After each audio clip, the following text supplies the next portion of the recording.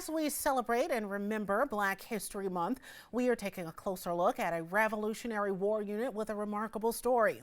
The 1st Rhode Island Regiment, also known as the Black Regiment, played a crucial role in America's fight for independence.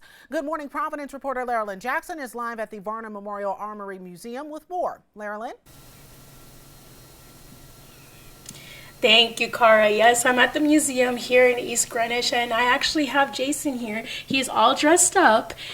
He's wearing something that people who were in the 1st Black Regiment in Rhode Island, something to reflect that, something that they would wear, correct? Yes. Okay. This is the uniform that they would have wore, the 1st Rhode Island, when they got their uniforms. And just to let you know, the helmet that I'm wearing came later, around 1780, 1781. A lot of them wore tricorns, but I like to represent wear the helmet that they marched through Philadelphia with, and I also stand out and people ask me questions, and I'm able to educate people on the 1st Rhode Island by them asking me questions why I look so different. Wonderful. And I know you have a personal connection that we talked a little bit about a half hour ago, but you didn't tell us about your father, is that right? Yes. Okay. So my father was, when he was 17, he joined the Air Force.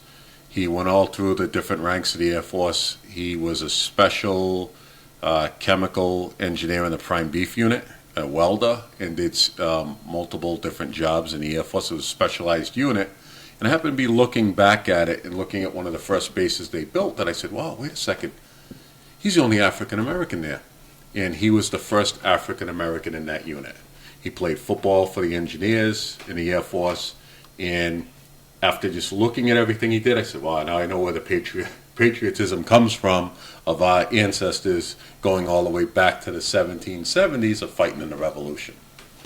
So going back to this all being in Rhode Island and having this be the 1st regiment over here, I just wonder how this connects to other families and other people as well who served in the American Revolution. Yeah. So I know we have Patrick again over here to give us just a bit of an explainer of some artifacts over here that we can learn more about.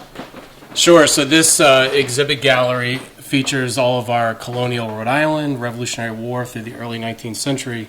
One of the jewels of our collection is this letter. It's authored by Thomas Nichols of Warwick, Rhode Island. He had been enslaved. He gains his permanent freedom in exchange for his service in the 1st Rhode Island Black Regiment. He's in the Battle of Rhode Island. He's wounded. He survives. And he's writing this letter about a year later, amazingly, to his former owners, Ben and Phoebe Nichols of Warwick. And he's asking them for help to get a discharge because war, he says, is disagreeable to my mind as well as destructive to my health. It's a very sad letter. We think he has PTSD. He ends up in the Corps of Invalids, which is a unit for wounded people, sick people who could still do some service, like guard duty, things like that. But we lose track of Thomas after that. And today we're doing research to try to find what happened to Thomas ultimately. And we would love to find descendants of Thomas today. And I'm sure that a possibility for that would be at Saturday when they have an event to honor the 1st Black Regiment in Rhode Island. So make sure you attend and come out and support and learn even more about the history of Rhode Island. Reporting live in East Greenwich, I'm Laralyn Jackson with ABC 6 News.